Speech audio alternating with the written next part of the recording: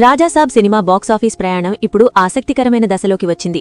మొదటి వారం రోజుల ఉత్సాహం తర్వాత ఇప్పుడు రెండో వారంలోకి అడుగుపెట్టిన ఈ సినిమా తన అసలైన స్టామినాను చూపిస్తోంది. విడుదలైన 10 రోజుల్లో ప్రపంచవ్యాప్తంగా సుమారు 200 కోట్ల గ్రాస్ మార్కును టచ్ చేసిన ఈ చిత్రం 11వ రోజున కూడా థియేటర్లలో తన ఉనికిని చాటుకుంది.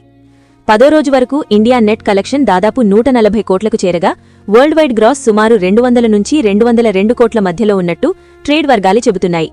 ఇక 11వ రోజు వచ్చేసరికి వర్కింగ్ డే కావడంతో సహజంగానే డ్రాప్ కనిపించింది. అయినా సరే ప్రభాస్ క్రేజ్ వల్ల సినిమా పూర్తిగా పడిపోలేదు. 11వ రోజు ఇండియా మొత్తంలో సుమారు 2.2 నుంచి 2.5 కోట్ల నెట్ కలెక్షన్ సాధించినట్టు అంచనా. వరల్డ్ వైడ్ గా చూస్తే ఈ రోజు సుమారు 4 నుంచి 4.5 కోట్ల గ్రాస్ రావచ్చని ట్రేడ్ టాక్ వినిపిస్తోంది.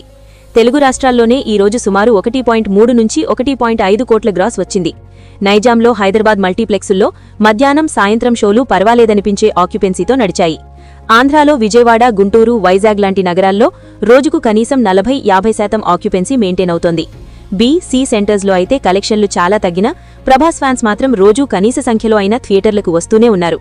హిందీ వర్షన్ విషయానికొస్తే 11వ రోజు సుమారు 40 నుంచి 50 లక్షల నెట్ మాత్రమే రాబట్టినట్టు సమాచారం.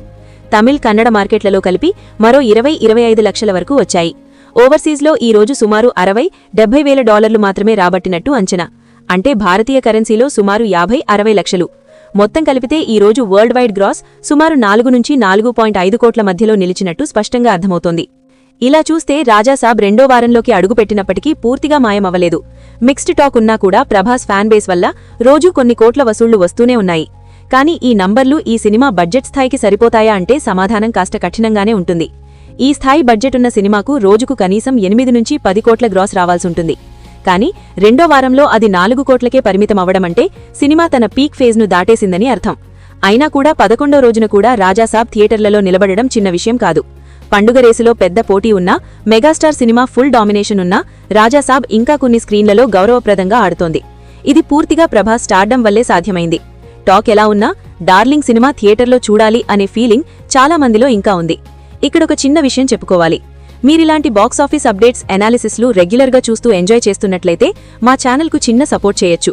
మీకు అవసరమైన ఏదైనా ప్రోడక్ట్ను అమెజాన్ లేదా ఫ్లిప్కార్ట్లో కొనాలనుకున్నప్పుడు మా వీడియో డిస్క్రిప్షన్లో ఉన్న అఫిలియేట్ లింక్ ద్వారా కొనండి.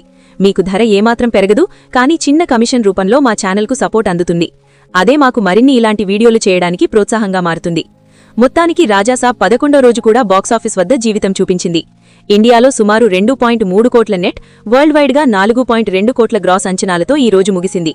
ఇప్పటివరకు మొత్తం వరల్డ్ వైడ్ కలెక్షన్ దాదాపు 205 కోట్లకు చేరువైంది. ఇకపై ఈ సినిమా రన్ పూర్తిగా వీకెండ్స్ మీదే ఆధారపడుతుంది. శని, ఆదివారాల్లో కొంచెం జంప్ వస్తే నష్టాలను కొంతవరకు కవర్ చేసే అవకాశం ఉంటుంది. లేదంటే మెల్లగా థియేటర్ల నుంచి తగ్గిపోతూ ఓటీటీ దిశగా ప్రయాణం మొదలుపెట్టే అవకాశమే ఎక్కువగా కనిపిస్తోంది. రాజాసాబ్ బాక్సాఫీస్ ప్రయాణం ఒక విషయం మాత్రం స్పష్టంగా చెబుతోంది. స్టార్ పవర్ సినిమాను ఓపెన్ చేస్తుంది, కానీ లాంగ్ రన్ ఇవ్వాలంటే కంటెంట్ బలంగా ఉండాల్సిందే. ప్రభాస్ పేరు వల్ల ఈ సినిమా ఇప్పటివరకు నిలబడింది. ఇకపై ఎంత దూరం వెళ్తుందో అన్నది రాబోయే రోజులు నిర్ణయించబోతున్నాయి.